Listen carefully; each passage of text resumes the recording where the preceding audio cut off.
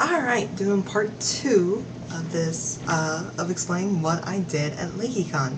I don't have a lot of time lately because we're trying to move some stuff around. I mean, I don't know if you can tell, there's vacuum on this side and a suitcase on this side, so it's crazy.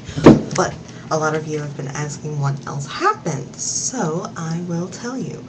After the Death Eater training class, we kind of just hung around, talked to a bunch of different people, took pictures with people, different things like that. And then me, Tom, Bella, Jacqueline, and a friend of theirs, we all met up, and we were kind of hanging around.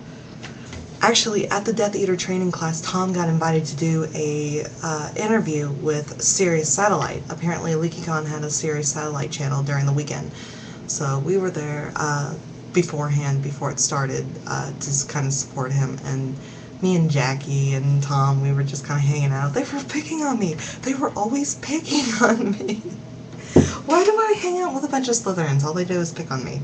But it was fun. And then after that, a bunch of us went to Potions Master's Corner, which, if you are a fan of Joe Moses or Team Star Kid, you know about Potions Master Corner, right?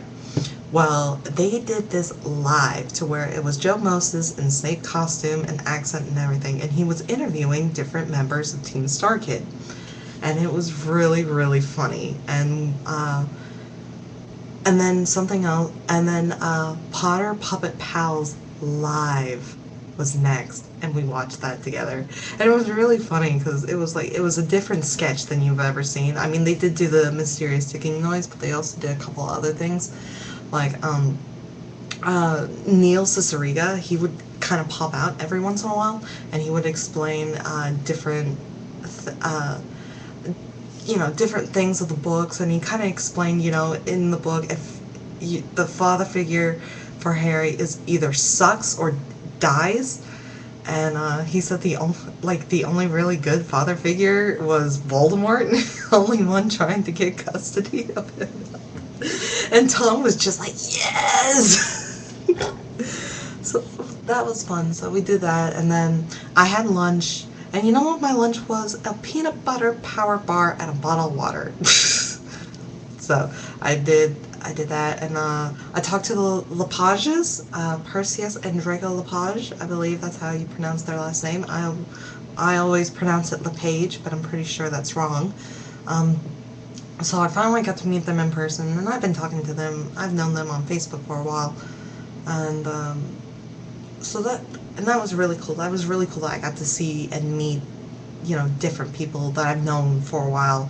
And it's like, hey, I recognize you, and hey, I recognize you too. I got to meet Lena Gabriel, who me and Lena have been talking online for a while because I did the interviews for Warlock Harry Hart. And so she helped me get in touch with all the cast members of Warlock's Harry Hart.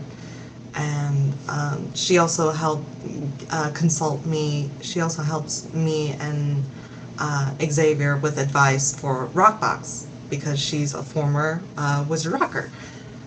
And I also met her boyfriend Bobby of Dawlish and the Archies, and I recently spoken to Bobby online because I wished him a happy birthday, and he was like, thanks, even if you are a dead werewolf lover.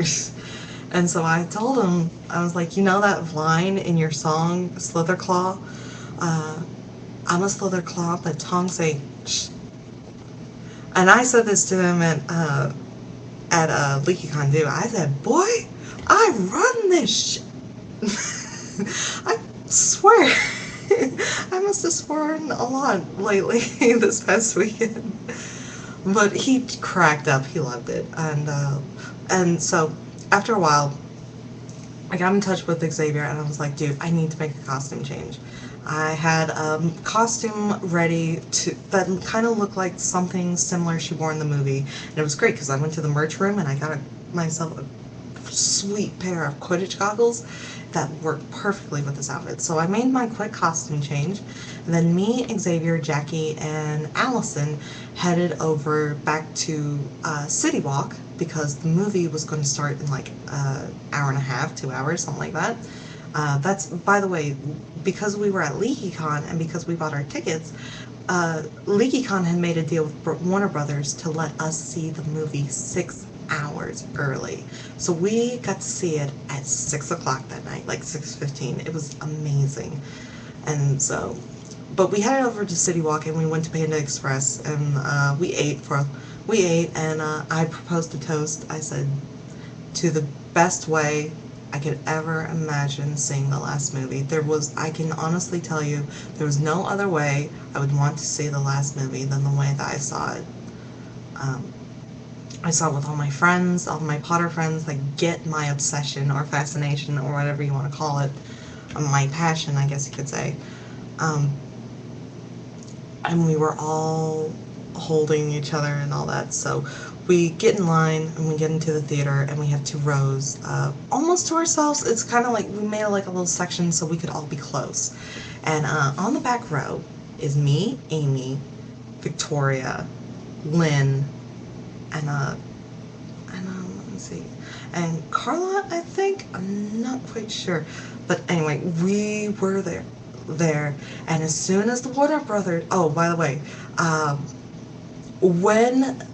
there's a commercial for this movie. I can't remember what it's called, but in the commercial, in the trailer, there is a line, and you probably have heard of it. A woman says, "I went and saw the Twilight movie by myself." People were like, "Boo!" And then she said, "And it was so bad." And people were cheering, like, "Yeah!" So that was funny. And as soon as the Warner Brothers logo, excuse me, shut up. We were just, everybody was cheering, and then us on the back row, we grabbed hands, and we were like, and it was very, very, very, very, very emotional. We were laughing, we were cheering, you know, and all that, and then stuff started to get real, and that's when we all saw, like, Fred die, and everybody was sad, and I was getting already weepy, and then I saw Tonks and Lupin lying on the floor dead, and I just broke down. I sobbed. I want to let you know, I sobbed into Amy's shoulder. I mean, not like, you know, I would, you know, I fully did. I couldn't take it. And she was patting my shoulder, and Victoria leaned over and patted my arm and said, "Hey, hey, at least you spat in that bitch's face." And that made me laugh, and that made me feel better. And I remember I was thinking to myself throughout the movie, I'm not gonna cry when Snape dies. I'm not, because to be honest, and I guess it's because how much of a Tonks fangirl I am, but I hate Snape. I don't care. I know he did something brave, but he was still a douchebag. He was still a jerk. I mean, there was just no denying it. And he might have done some heroic stuff, but he was still a jerk. But darn you, Alan Rickman and Warner Brothers. What did you guys do to make me feel sorry for Snape? I mean, the whole time we're just like,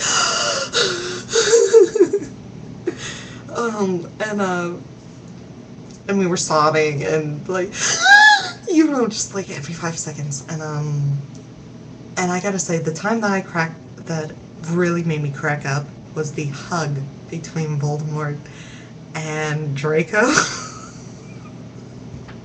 I was like, creepy, creepin', creeper. Dude, just weird. And I was looking at Tom, I was like, and turns out the next day, during the final battle of the musical, Tom was Voldemort. Tom did it!